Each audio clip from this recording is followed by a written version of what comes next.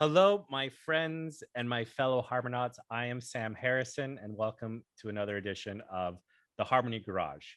Um, it has been a very interesting week. It has been a great time here in Harmony. We've been doing a lot of good things, and we've been working on fixing a lot of things that the community has been very interested in. But I have a very special guest today. Today, I have the CEO and founder of Timeless. Now, Z, introduce yourself. Say hi to the audience. Hi, fellow Harmonauts. Z. Very excited to be part of this amazing conversation with Sam, Yeah. and love to share what we're doing and the exciting collaboration we're having between Timeless and Harmony. Thank you, Z. So Z, he has been related to Harmony in one way or another for a long time, but he has a very good pedigree, very good background. He joined Google in 2006, the same time I started law school. But he was an engineering analyst, and then in 2009 he joined the Android team, and there he was the creative and brand director. He launched, or he helped launch, I guess I should say, because it's always a team of people coming together. Things like Google Nexus phones and the Nexus tablets, the Android operating system. You may have heard of it. You may have used it. You may have loved his work, or you may think that maybe it's awesome, amazing, right? That's the only way we're going to talk about the Android operating system. And then he also launched services such as Google Now. Now, 2014, Z became the product lead at the Google Acme Research Lab, where he led let me see if I get this phrase correctly, intelligent environment engineering research. Is that right? That's correct. Now, I have a question for you, Z. When you were working at the research lab, at the Acme Research Lab, you guys have any problems with roadrunners or coyotes or anything? Like, was there ever an issue where you were painting a black spot on a wall and you ran right into it?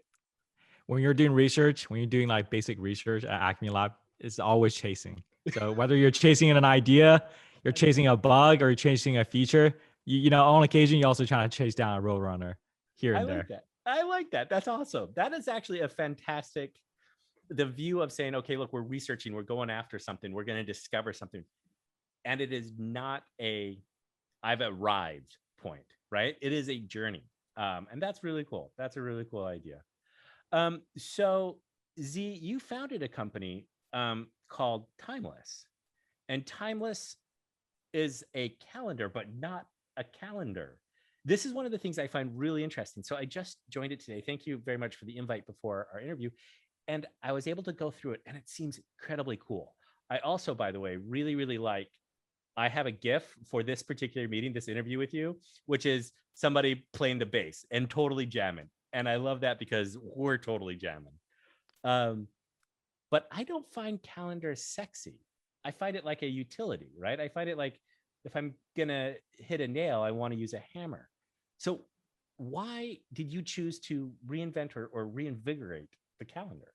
It's my job as a CEO and founder of Timeless to bring sexy back. As I quote, one famous, cheesy musician, Justin Timberlake. But I know 100% agree with you. Calendar as a whole, as an entire industry, especially the digital calendar, for the past 36 years since the original kind of the interoperability of various different protocols, it's not sexy. It's productivity, right? It's all about busy. It's all about the monotonous, set of work meetings that you put on your calendar, and an occasional, dental check appointments, dropping the, kids off at some soccer practice. But I think what we see is something entirely different. What I see is latent potential. And let me explain why. Yeah. In 2012, when I was working on Google Now, these are some externally searchable stats now about Google Calendar, and then also the various other calendar services. Globally, there are over 2 billion daily active calendar users. That's amazing. Daily That active, is. Yeah. right? And they're all interoperable, meaning a Google engineer can schedule a meeting with a Microsoft employee, and a Microsoft employee can schedule a meeting with an Apple employee. That's not very true for a lot of protocols out there. For example, Facebook has over 2 billion users, but a Facebook user cannot necessarily schedule a conversation with a WhatsApp user through the two different applications. because fundamentally wall gardened, Yeah. right? And I know Which this topic. Yeah, go ahead, is Sam. particular. Sorry for cutting you off there for a second, but it's particularly interesting because doesn't Facebook own WhatsApp and Instagram? And so you'd think they'd be able to be cross-platform in that way. And the fact that they're not, I think, is a very interesting observation. So please continue. My apologies for interrupting. Yeah, and this is kind of a larger point where, in terms of the topic of interoperability, like one, the Facebook approach is on a homogeneous environment where they assume that we're going to acquire these big companies. And this is not just a problem with Facebook. Most big tech companies want to build up these products or platforms, and they want to just combine it and put it inside of one hermetically sealed, homogeneous network, Hmm. right? And in the context of Harmony and blockchain interoperability, probably the true interoperability is really assumption of heterogeneous, meaning you just assume there are hundreds, if not thousands, of different protocols. But your job is basically making sure the protocol is actually open so people can integrate, right? So while Google Calendar, Microsoft, Outlook, and Apple Calendar, they may have a slightly different implementation of the protocol, but they all interoperate. Yeah. But to me, that's a technological breakthrough that took multiple decades to realize. But the latent potential has been accumulating over the years, right? So when you have 2 billion daily active users, they're all interoperable. Then what exciting ideas, what interesting problems can we solve on top of this platform, on top of this calendar ecosystem? That's kind of really the genesis of like this idea. Now you dive in one little step deeper.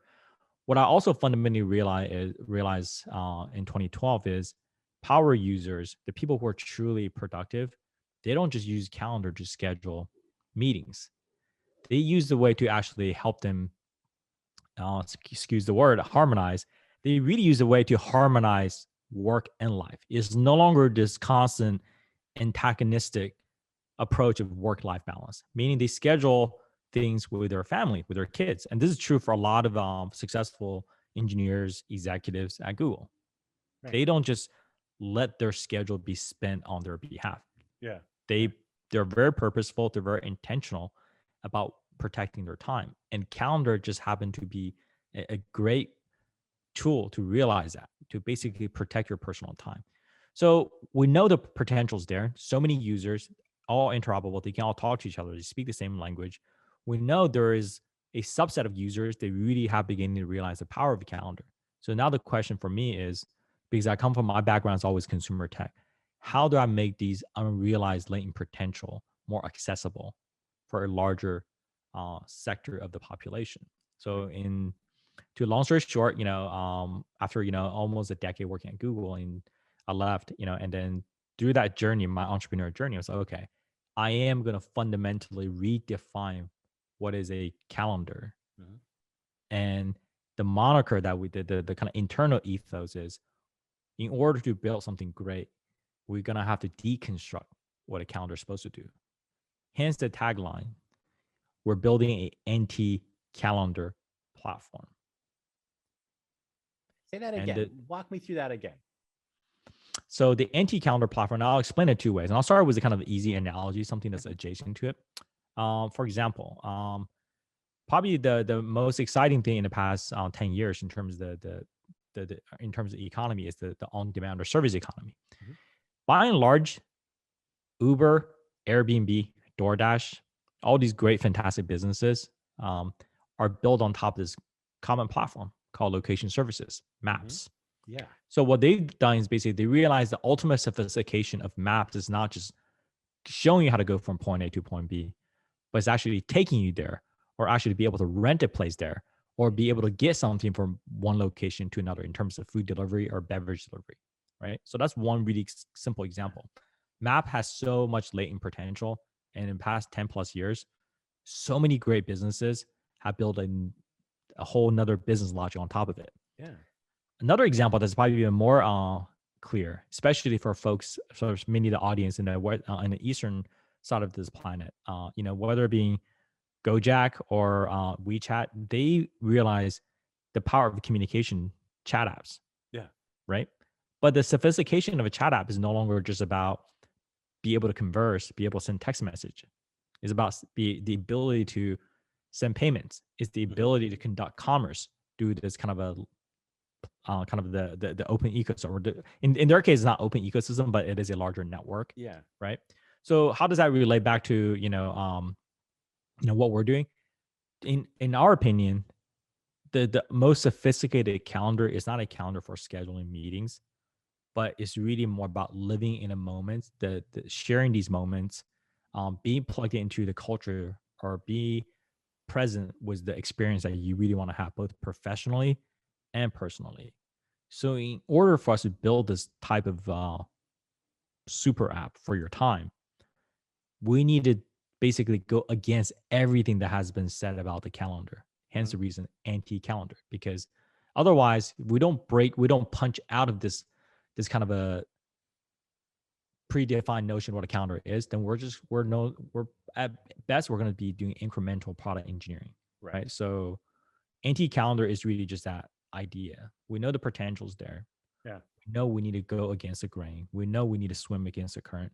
We know we're going to have to reimagine what is possible and what's not possible, right? And really work hard at it. That's why it's been almost a 2-year journey since we Wow. started Timeless, right? Yeah. And then we're just beginning since of April 1st of 2021, we'll just start releasing the invite only of our app. Yeah. And thus far, Sam, I really appreciate the compliment. Every single pixel has been thought through, and it is as bespoke as a digital artwork. Hence the Oh, it's reason, amazing. It's right? incredible. It's absolutely amazing. And the thing that I like about this, and what you're talking about, we forget sometimes that our life is composed of moments. And those moments are filled with other people. And sometimes we will look back at our calendar and be like, oh, yeah, that meeting was particularly interesting for a business purpose, or that dinner I had was amazing, the people I were with. If you think about it in that sort of way, I can trace the most important relationships I have in my life to specific events on a calendar. The first time I met my wife, who, by the way, was on a date with somebody else at the time, but that's a different story for a different time. Like that was a specific event. It was a calendared event. I had it on the thing I was supposed to do that day. It wasn't meet my wife, but it was, show up to my cousin's house to go look at Mars. But it turned out to be this enormous watershed moment for my entire life. And just like we use bank accounts and finance to be able to manage what we think is a store of value, the reality is the most important value we have is time. And so being able to manage that correctly, being able to own your time, very much like these very influential, very powerful, very productive members that you met at Google and these other large tech companies, they would use their calendar to control that. And I think that's brilliant. I wish I did it more often myself. But the thing that when I was the most productive, the thing that I would end up doing is every half an hour would have an assignment, right? And that could be I'd break off a half an hour to be writing this particular article or researching this other article. There's actually, and I love this time in my career, where every Thursday morning, I would not accept any meetings until noon. And it was my education morning. It was completely blocked off for me to deep dive on a particular topic, which I absolutely loved. And then I got too productive, so my philosophies fell by the wayside, and now every minute is scheduled with more and more meetings. Well, I like that. I like it. I think it's brilliant. And the analogy you put there between, hey, we all thought maps were one thing, but now maps power so many things, I think is incredibly insightful. So thank you. That was brilliant. Brilliant. Thank you, thank you. So go ahead. Go ahead. I don't want to And interrupt then you. just want to add one little various element. And I think and I think whenever you talk about like realizing the true value of time, I want to be very clear and somewhat clear and also philosophical about it, in a sense that realizing the value of time does not necessarily mean you schedule everything down to the T, right?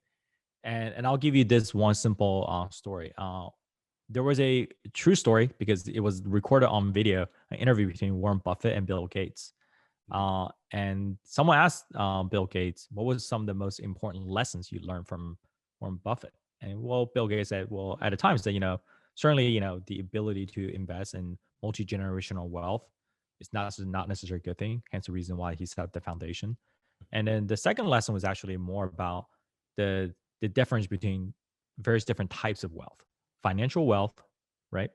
Then there's social wealth, which is fame. Then there's your kind of your physical wealth, which is your health. And the last one is time wealth.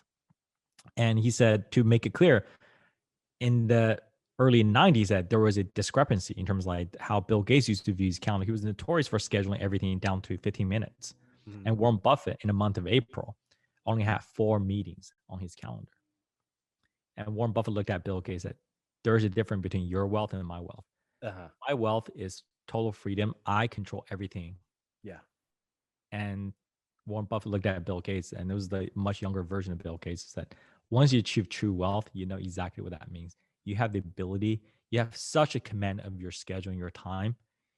You can actually do a lot more, right? So it's not just about being efficient or do more, but it's about being more effective and being in the zone that you feel like you're truly in control of everything that you do, I love that. right? Yeah. And hopefully Timeless is really a platform, what we're building starting 2 years ago and hopefully into the distant future. We're going to get one step closer and closer and closer to that idealized version that you can actually truly be time wealthy. Yeah. No, I think I wonder, not to go off too far into a kind of a side philosophical conversation, but I wonder if it's a step function, right? Where maybe you can't be time wealthy if you're not financially wealthy, or if you're not, body wealthy, or health wealthy. Um, but maybe you can. I mean, maybe it's a question of your priorities. And I think what Warren is getting at, if I can put words in his mouth, is the fact that the priority you put on the wealth that you want is going to be what dictates your life, right? And so there are ways where people can be extremely time wealthy and maybe financially impoverished, but they are happy and they are satisfied. I know that there were times in my career which I would much rather not be holding a 9 to 5, but I had to, and the reason is I had set certain priorities, Mhm. and that's how that worked out. But I think that's brilliant. I think that's very smart. So thank you for educating me today, Z. I appreciate that. Okay, so I wanted to turn this a little bit more. Okay, so you're working on the calendar. You saw this untapped potential, and then you're bringing it forth. But why would you combine two incredibly unsexy technologies, right? Why would you combine a calendar and the blockchain? How does that work? Yeah. So I think this is kind of really, and I'll tell two simple story and I'll be quick in the sense that this is kind of where the moment this partnership really comes to fruition. I think number one is really I'll just start with the kind of the most direct way. In terms of collaboration, in terms of the point of origin for Timeless, when we had this idea in 2018 and incorporated in 2019 and started working on it, we actually initially joined a white paper, a technical white paper in 2018. Um, Outlining what we're intending to do. Meaning, if we're going to build this truly a large scale platform to build on top of time, how do we do it in a way as such that it really is building towards the future, right? Meaning, and then there was a lot of conversation about the the token economy, right? How do we make sure the calendars actually has privacy layer built in is indigenous to the product we've built, right? Mhm. So we explore, at the time, who was a founder of Harmony, Stephen, looked into things like, zero knowledge proof, homomorphic encryption, right? How do you actually stake your time just so that, if someone's going to invite you to a meeting and they're sincere about it and it is truly important, are they willing to put some value in a concept, let's say, token Interesting. on Yeah. top of it, right? Or if someone's continuing to schedule these worthless, business, let's say gatherings or engineering, meeting that doesn't go anywhere, then you should cost someone something, right? So these were philosophical ideas that we think, wow, the world, even though in 2018 it was still very nascent Mhm. blockchain in terms of the speed, the cost, but I saw something that was truly unique, right? And Yeah. this is kind of really, again, stealing a quote from Mark Andreessen, where if the world of Web 2 was really more about transmission of information, Web 3, the combination of blockchain and crypto, is really about the transmission of value. Mhm. And the very early vision of Timeless is really to actuate the value of time. So why not build on top of this new exciting nascent technology, Yeah. blockchain, right? Yeah. So that's really the point of origin why we think we were born like we were born into this world of in terms of the company Right. as a blockchain. And I think the minor little side note, the sidecar here is um, in 2018, even a lot of people probably remember it was the height of the ICO days. We took some small angel investment from fellow, ex Googlers and Googlers, with the intention to basically instead of building a protocol layer, we want to focus on a platform layer, Sure. right? So, and then this is kind of where the journey has been really exciting and it's kind of humbling, just Yeah. basically seeing the Harmony protocol taking off and continue to grow its community, right? And we've been kind of always been on the side, just kind of growing, developing our platform, designing a user interface that's actually accessible, easy for adoption. Mhm. And I think the conversation of today, which is really kind of exciting, where the larger universe is really kind of presenting an opportunity in the context of NFT, right? Yes. Yeah. Because otherwise, it will, and I'll be very direct in the sense that if it wasn't for NFT, that convergence, that point of convergence, would probably take much longer, right? We Mhm. would have gone in kind of adjacent parallel lines and having a hard time to converge the protocol with a platform, Yeah. right? But NFT, because the composability of it, because it's such a well understood mechanism now, it enables a lot of interesting new experimentation that were not necessarily possible even 2 years ago at Right. the height of CryptoKitties, right? Yes.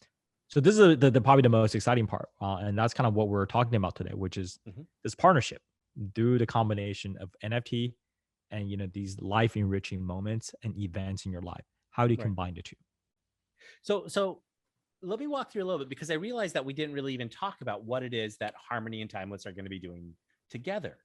Um, so let's talk about this a little bit. So I have now Timeless on my phone, integrated with my calendar. How what is the path here? How can I NFTize or tokenize our fantastic meeting? Like what is it that you're doing that Timeless is doing on top of Harmony that is really going to change the nature of the game? Yeah, that's a really good question, and I'll be linear and sequential. And it roughly takes about these 3 or 4 steps for many of the audience there. Okay. Step number one is start with really the user interface, right? The user experience that what we have designed. Beautiful, For beautiful user experience. thank you, and just kind of really explain to people the user interface that we have designed. It feels like a bespoke gallery for digital artwork. So this is very different than your conventional calendar, which looks like a busy Gantt chart or looks like a Tetris game poorly played, just Yeah. color blocks overlapping with color blocks. Yeah. This is actually every single event, the small ones, the big ones, the important ones, the personal one, the professional ones. These are all beautifully illustrated, right? And that was by design from 2 years ago. Yeah. So the idea was that every single moment are represented with a graphical illustration, and some of them are static, Mhm. some of them are animated, some of them are abstract, some of them are very descriptive, right? So that's step number one. We want to make sure that the user interface can actually let your personal moment that you schedule on your calendar shine. But Step it's number also it's an experience. Sorry to jump in there. Each one of these is an experience in and of itself. And to me, when I logged in and I set it up and I synced it with my calendar, and it showed the fact that we had this call scheduled, and it showed a guy jamming on a bass, I immediately was put in the frame of mind of, oh yeah, we're going to be jamming. This is going to be working. We're going to be going. We're going to be playing back and forth. This will be terrific. And that changes my interaction with this scheduled event, right? That's And I exactly love it. It becomes an experience rather than just a something I have to actually do. exactly, and that's I think the probably the second most critical part, which is your calendar is almost like a diary of your life. Very, very different than a lot of the social media products out there. Meaning, even on Instagram, on Facebook, and a lot of other social products out there, people will gaslight the virtual signal, right? The things you dislike or like may not necessarily be a reflection of who you truly are, what your interests are, Very right? much Even so. the friends that you have. I mean, I have I mean, some people have like 7,000 friends on Facebook, right? Some of them you or LinkedIn, right? You may have 7,000 people you're connected to. Yeah. Some of you met maybe once at some busy conference, right? But calendar is a little bit different in the sense that it's a much closer approximation of how you really live your life, right? Let's say you schedule a Saturday morning run every Saturday for the past 9 years. Spend three times a year running these, competitive marathons. No, that's your true passion. Yeah. You lived it, right? That's very different than say a little byline on your Instagram that love to run, but you never run, right? Right. So calendar, and also if you have a regular meeting with these group of people, let's say you have a social dinner with your close group of friends every Sunday, every first Sunday of the month, that's your true friend because you elected to spend time with that person, right? So this is kind of why, I mean, whatever you enter in your calendar has much higher fidelity and much higher approximation of how you truly live your life. Interesting. Right? Yeah. That's very important. And I think the third part, which is probably even more interesting, is these entries on your calendar is much deeper and much more meaningful than just the time, the location, the title, the person's name, right? I can still distinctively remember some of the most important moments in my life, right? The graduation from college, the nervousness I felt. Like I still remember it was October 14th, right? In 2006, I interviewed at Google, right? I still remember that day. Yeah. And I remember my first day joining, onboarding to that company. And I still remember the last day in 2015, May, when I quit Google and I sat in a parking lot. So wouldn't it be amazing if your calendar has the ability to capture all these moments in your life, right? Yeah. And not just capture it in a just a kind of a factual way, but capture that feeling, that sentiment, that emotion, whether graphically or capturing some critical metadata about the events in your life. And that's another thing that about the user interface that we've designed. Yeah. Right? It's a time capsule in a way, right? You can put a lot of mementos into that calendar. Now, to tie it all back together, Sam. Yeah. I'm just getting excited because it's like, okay, wait, it's composable like an NFT. We're having these experiences, and these experiences carry in our mind a significant amount of metadata, right? And so then the question then becomes, can we capture that metadata in a form, in a way, in a capsule, in a entry into our digital diary? But I don't want to steal your temper. I don't want to jump in before you have the chance to blow my mind with what you're gonna say next. No So pressure. the 1, 2, 3 to number one, building a UI that actually can be indigenously designed to display these rich context, these artwork. Second, the ability to kind of really facilitate all these life enriching moments, right? And I think the third part, which is like the culmination of everything that we're talking about, which is how do we systematically enable you to add these life enriching moments directly onto the calendar, right? Capturing these moments and make it immutable. I'm quoting a famous person who shared that quote. Sam, I don't know if you know that person.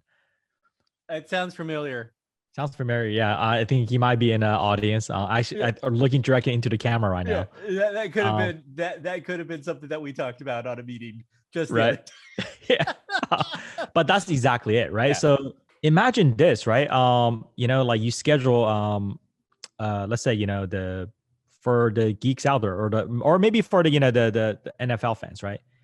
Imagine like you're a true Dallas Cowboys. I don't know why you would be a Dallas Cowboys fan, but let's say you scheduled a season opening attendance to that game with your best buddy, right? That's your annual pilgrimage, right, to the stadium to watch the game live. Wouldn't that be amazing for you to purchase that ticket and be recorded on your calendar so you have access to that event, right? And there is a one-to-one bespoke artwork, a calendar artwork, a digital artwork that captured that moment, right? And is forever recorded on a ledger. Yeah. So in 30 years time, right, you can be telling your kids, I was at that game, right? And to bring this conversation just for the two of us, I'm loving this conversation right now, Sam, is that I know both of you and I were huge, sci-fi geeks, right? We love massive, right? From the classic Asimov to, the most recent, Andy Weir's, kind of like, Martian, or So Project Hail Mary? so I got into Project Hail Mary off of your recommendation the other day, and I am loving it. It Yeah. is incredible. Right. Andy Weir is great, and I love The Martian. I didn't dive in as much to Artemis, but Project Hail Mary, I can speak today, has been fantastic, absolutely fantastic. Yeah. And that's a sheer moment. That's a sheer cultural moment just between two friends, right? Collaborator, right? But it's also we're sharing that moment. So imagine you and I, Sam, right? Let's say in 6 months' time, right? Let's say Andy's visiting the local bookstore, the famous bookstore, and let's say at Menlo Park, the Kepler bookstore, doing book signing. Yes, yeah. Right? Wouldn't it be amazing if two of us go there and that there's that event, we bust out our, original copy, we got him to sign it. And that moment is actually recorded, whether it being the signed copy of it, we digitize it, we record that on the calendar, right?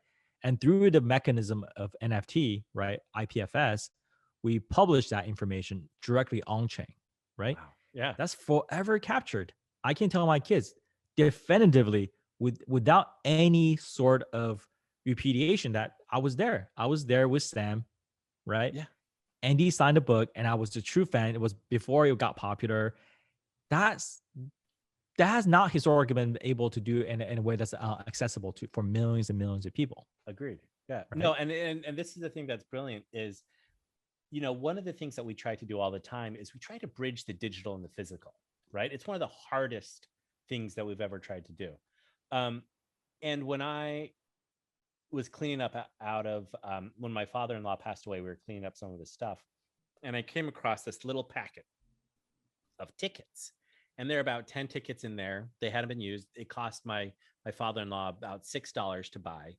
Turned out these were tickets to Disneyland from 1950 something, right? It was way early, and I was fascinated. It was this piece of memorabilia that was just brilliant because it gave you a view into his life. You would flip the ticket pack over on the back, and it would have all the rides, and some of the rides had little check marks, and some of them said not that fun. I think that was next to Peter Pan, which I don't understand why. I love Peter Pan. But that's the fact is there was this collectible, there was this tangible memory that he had that I discovered much later.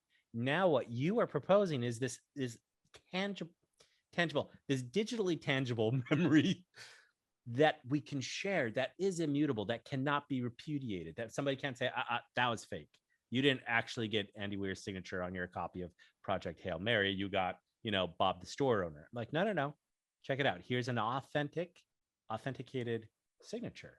And it's shareable and people can view it. And the thing I have a question on, and I know, this is straight off the top of my head. Sometimes we think a lot in the blockchain space about cryptocurrency. All we're talking about is currency. How do I make money? How do I, increase my yield? How do I go yield farming? All these things. But it feels to me that this is a much more human endeavor. What we're talking about now is not about the financial wealth, but the wealth of time. How do you respond to that comment? Yeah, I think the truth answer is you need both. I think the whether you want to call it is a pejorative, is like, well, it's all about speculative nature of the currencies. No, I think you need it, right? Because if the rise of capitalism in the past 100 years is it indicative that the monetary value is necessary, important. Financial wealth is real, is important, right? You cannot have philosophical ideals unless you actually have addressed a basic necessity, right? That's why universal basic income, all these core ideas are becoming a mainstream conversation topics. But and for to us, that point, sorry to just hop in really quick. And to that point, there's sometimes when people talk about evil in the world, right? They'll refer a lot of the time to, well, money is the root of all evil. But there is a very important quote from a guy named Francisco d'Anconia, who I believe you're familiar with this character, who said, it's not evil or it's not money that's the root of all evil. It's the love of money that ends up being the root of all evil. It's a fantastic speech. Right. And to that point, yes, money is vital because it replaces a very inefficient system. And it's only when that becomes your pursuit above all else that you start doing things that philosophically you could view as being not good. Yeah. Um, And for the audience who are not in on the kind of our inside joke, that's actually a direct quote from one of our two of probably argue one of our favorite books, right? yeah. Ayn Rand's Atlas Shrugged. Not a, this is I know this is a conversation. I don't want to get into the political debate about individualism, but the ideas there is actually true and pure, right? And I will even modify that, right? I think the love of money is good, but the moment you lust after it, That's great. Yeah. right? That's That's then you're basically devoid of humanity, right? And that's kind of I think that is a careful kind of the duet that we're constantly having to dance to, right? That tune we have to dance to, and especially in the world of cryptocurrencies, right? Where do you love it or do you lust after it, right? The love of that, I think, is healthy, if you, given that is actually you have a pretty good control of it. You have yeah. agency over that love, right? Yeah. But if it's pure lust, this primal lust, where you all have no control over, that's where a lot of bad things can happen, right? Yeah. And to answer your question directly about how do we actually combine the two, right? The pure technology, the philosophical idea, the humanist idea, and then also just kind of the nature of blockchain where it is today, the cryptocurrency where it is today. I think there is actually a happy um, kind of a culmination of like putting these two things together in a way that's actually meaningful. And I'll give you a really quick example of that, right? Let's say you're one of your favorite thing to do is actually let's say you want to own this particular digital artwork, or even like an event you'd love to go to tech conference, Mhm. right? And that's something that you're willing to pay. I think the ticket goes for like $10,000 now to attend the Yes. TED, right? Yeah. When you can just get it for free online. Exactly, right? But let's say you want to attend, right? And you schedule this thing on your calendar, you purchased it. So you want to remember it, right? It's a celebration of like your love this conversation topic. It might be an intellectual pursuit of yours to attend and talk to maybe some of the luminaries there. So So fun. you want to be able to schedule that and record that on the ledger, right? But if you were there and you took a bunch of pictures, you got some special meaning out of it, you can hopefully also put that on IPFS and be part and basically continue to increase the value of that NFT, right? Yeah. And then it becomes a tradable thing, because that is also the another beauty of NFT. It's tradable. You can actually have fractional ownership of it, right? The details of it, the market dynamics of it, we're not going to get into here, but that's the beauty of what Yeah. NFT enables. So Yeah. the combination of bridging the gap between NFT, something that has speculative nature, with something that is actually a meaningful moment in your life, the combination of two, I think that's actually a beautiful thing, right? It's a Oh, that's symphony amazing. of the monetary value and the humanist value of what you put together, Yeah. right? And I think to really kind of even crystallize that idea even further, I think it's really more about capturing that the sentimental value is much greater. For example, the in a world of physical goods, there's patina, what you and I talked about, right? Things that, like, for example, people value, like let's say in 1967, like a camera, because it has like the leather has a patina on it. These expensive, Paul Newman Rolex watches, Mhm. right? Books, so, these old worn out. I have a older copy of the Carl Sagan book, right? These things all have patina. Great. I think the world of digital assets, in a world of cultural moments, the things that you live through, we can actually start imagining, can you actually build in digital patina, Right. right? And Yeah. There's. yeah. I think it's really smart. Okay, so there was. This is only on my mind because Friday nights are pizza and movie nights at the Harrison household, and about 2 weeks ago, 3 weeks ago, I introduced my kids to the movie School of Rock, which is so much fun to watch, especially for little ones, right? But there's this scene in there where the character Jack Black is trying to make some money, and so he tries to sell a guitar, and the person on the other end of the phone is like, "Yeah, I'll give you $200 for it." And Jack responds by saying, "Are you kidding? This guitar was used by so and so. I can't remember exactly who the artist was." But that expression indicates that he believes because somebody had this guitar before, it is way more valuable than a guitar that is exactly the same. It has a patina, there's a trace, there's a history here that creates incredible value. And so then when you look at what we're doing with the NFTs. And we're saying, okay, not only is this particular cypherpunk or this particular NFT valuable in and of itself because I like it, it's also this person has owned it before. This was owned by Steven, or this was owned by Vitalik, or this was owned by Elon, right? And suddenly that one particular NFT becomes way more valuable than any of the other copies because it has that history. And I love that. That is a very insightful observation, because then you can apply it to your life, right? And through Timeless and using this calendar, you can say, look, my life not only has immense intrinsic value to me, but there I can associate it with real time-stamped history and sharing that moment with others, which I think is just precious. Like in the real name, in the real sense of the word, not like, oh, my daughter, she's so precious. I mean, she is, Right. but precious as in like a precious stone, like Right. real inherent value. Right.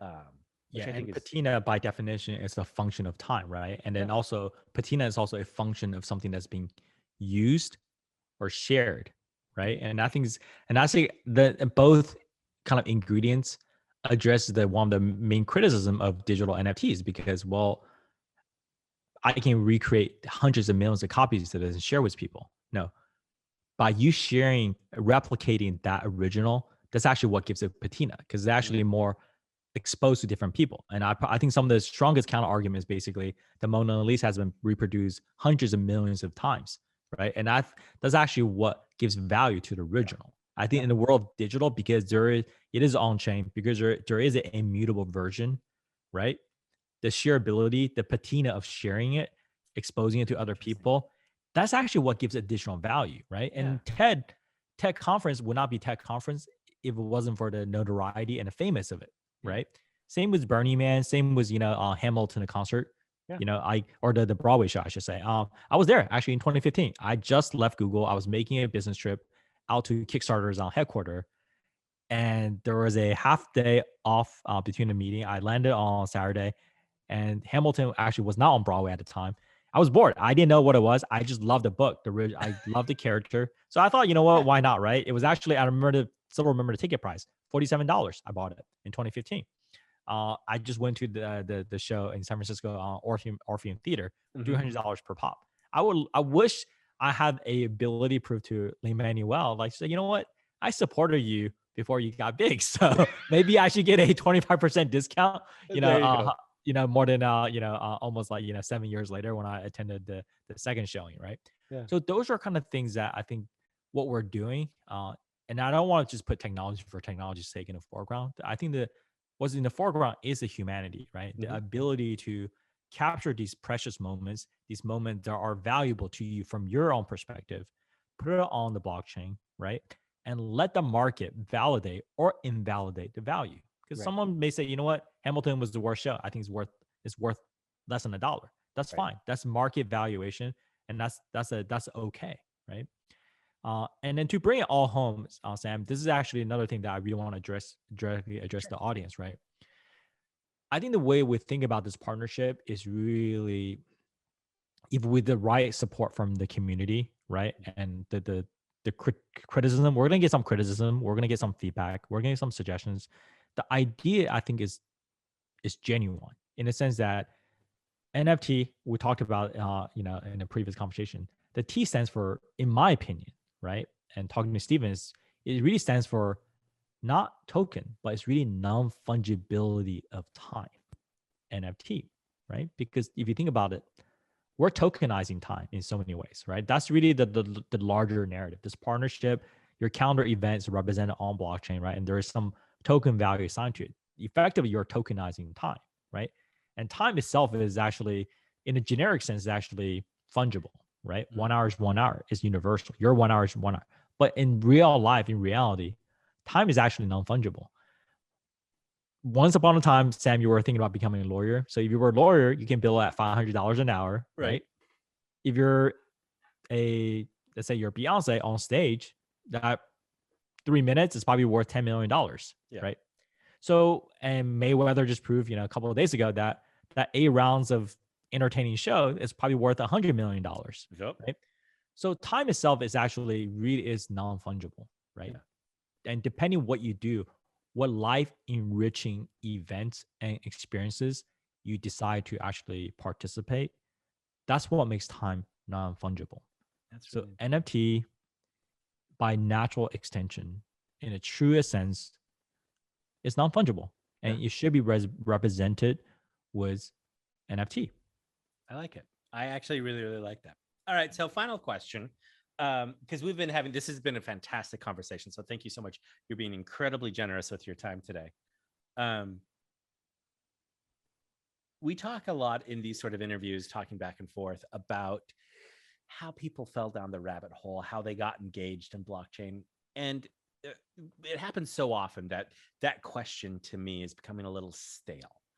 Um, I am actually fascinated with this idea that says, okay, when you did fall down the rabbit hole, it was because there was some promise that you saw that the technology could give you. And now you've been in the industry for a certain amount of time, but maybe that promise has not come to fruition.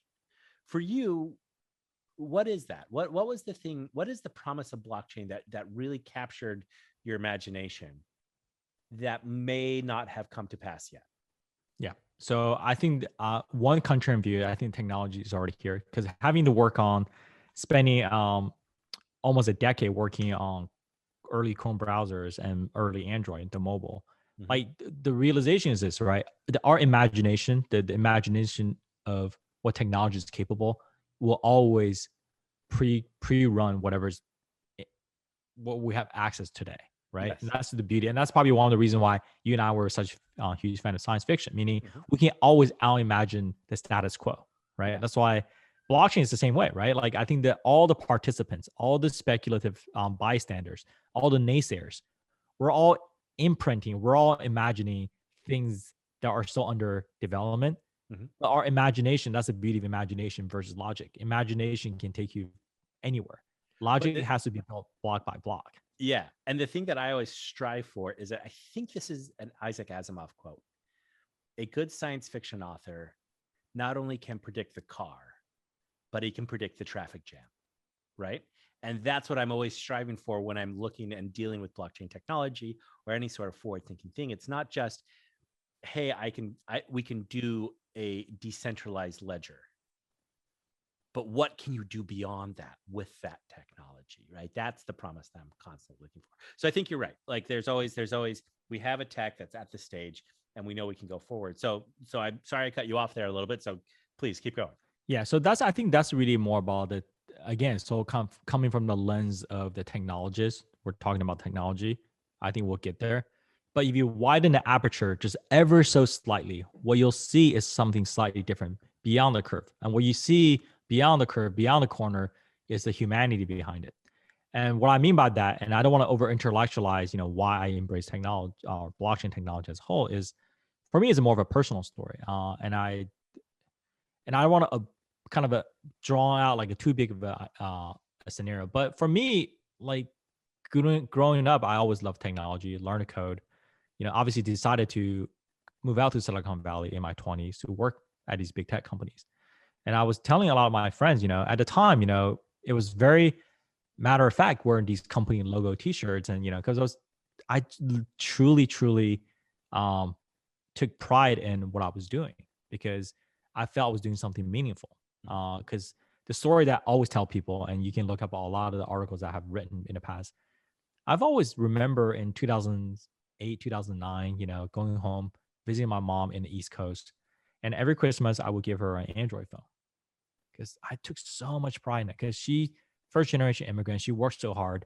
And she had no understanding of what I was studying in college. I mean, talking about computer science, she didn't really understand it, right? Talking about software engineering, she didn't really understand it. Talking about software applications, she didn't really understand it. But the moment she looked at the products I was working on and she can use it every day, that gave her joy. So I always took pride in it for about 10 plus years working at these big technology companies. But there was like these gradual moment, and I cannot pinpoint that specific feeling. But there was a time where around like, 2015, 2016, when I left Google, that I felt the joy wasn't there to participate in this scaling for scaling's sake, right? Getting big for big sake, right? And just overrunning everyone else's agency. Because to me, decentralization is a rallying cry against the loss of agency, the upward mobility, the freedom, the sense of ownership of what you want to do, right? And I don't care what type of ownership. You could be talking about ownership of your time, your wealth, your health, your fame. All of those four vectors of wealth are being taken away. It's concentrated. You don't have that sovereignty anymore. So decentralization was a, I don't think is that this the panacea, that the silver bullet to solve all that problem, but man, it is promising, right? And I'm excited to take that journey, right? To take this grand experiment, right? And some people call it taking a red pill. I take a more kind of a philosophical view, right? I view it as like, what, I don't have any alternative. My alternative is basically I can build another startup to try to grow into the Amazon scale, right? Or something of that nature. Or I can continue to work at these big tech companies. But no, like that playbook, it just doesn't seem to be, it does not bring me joy, the same level of joy that I once had. So, and I think you should always optimize for what Dalai Lama once said, right? The meaning of life is the pursuit of your happiness, Yeah. right? And I want to do something that bring joy, bring happiness from my worldview, right? And and hopefully net, right? It does make the world a better place. Hopefully not in a cheesy way, not as a marketing tagline, but in a truest way, in a truest sense, from your own perspective, in a reference frame for the people that you interact with on a regular basis. Yeah. No, I think that is beautiful. Because your first conversation, how you set this up was, let's take that one step beyond the technology. It's not just about building the next cool widget. Let's talk about the humanity. Let's talk about the fulfillment. Let's talk about the authentic self and how you feel at the end of the day about what you've worked on. Can you show this to your mom? I cannot convince my dad what I do for the life of me. He's 73 years old, litigator, and every single time we sit down to dinner, he's like, okay, tell me again, what is blockchain? And I swear I'm fairly good communicator, but for some reason, I just can't get through his head. But this idea of saying, look, what we're going to do, number one, for me, I want to work on something that matters, right? To me. Number two, the greatest magic trick the devil ever did was convince the world that he didn't exist, so to speak.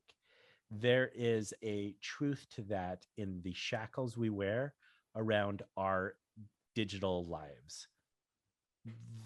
There is so much that we need to recapture: self sovereignty, digital ownership of identity, being able to own the data that we create and we send out into the world that is just captured and then resold to somebody else.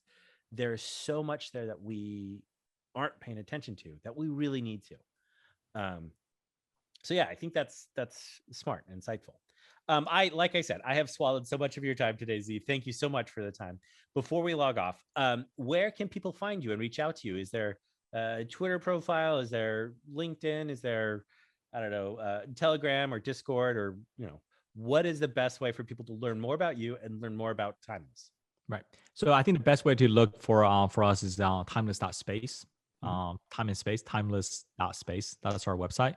And then we'll be sharing in the coming days. We'll be announcing, our partnership in an official capacity with a lot of the details how this project collaboration will manifest itself, right? And without giving away too much, but there will be prizes and giveaways, right, in a form of NFT and events. And I think this is our first step to really share, what both companies and the engineers, the designers have worked towards to in a very serendipitous way for the past 3 years. And I truly am excited for fellow time travelers to meet, fellow, harmonauts, Yeah. right? And then really start kind of putting some of these larger ideas into the hands of, hundreds, if not thousands of people in the coming month, right? And this is the first conversation. Certainly, would be looking forward to continue to engage both communities and then learn and share and build something that's truly amazing for everyone. I agree. Thank you. Thank you. And I'm very excited. Part of the reason I'm so excited about this is because as COVID shuts its doors here in the States, we're going to start being able to get out and experience these events. And I think we are all so hungry for interaction, for people, this is so much fun talking with you over Zoom, but why can't we go play basketball together? Okay, I admit we were trying to play basketball last night and I had to take off. But, Right. But the point is, like, let's get together. Like, I'm looking really, really forward to that. All right. So everybody here from the Harmony Garage, my name is Sam Harrison, and this has been Z. Do you want to give us a farewell?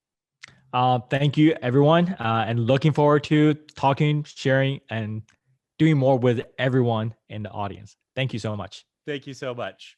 Goodbye, everybody. Take care. Bye.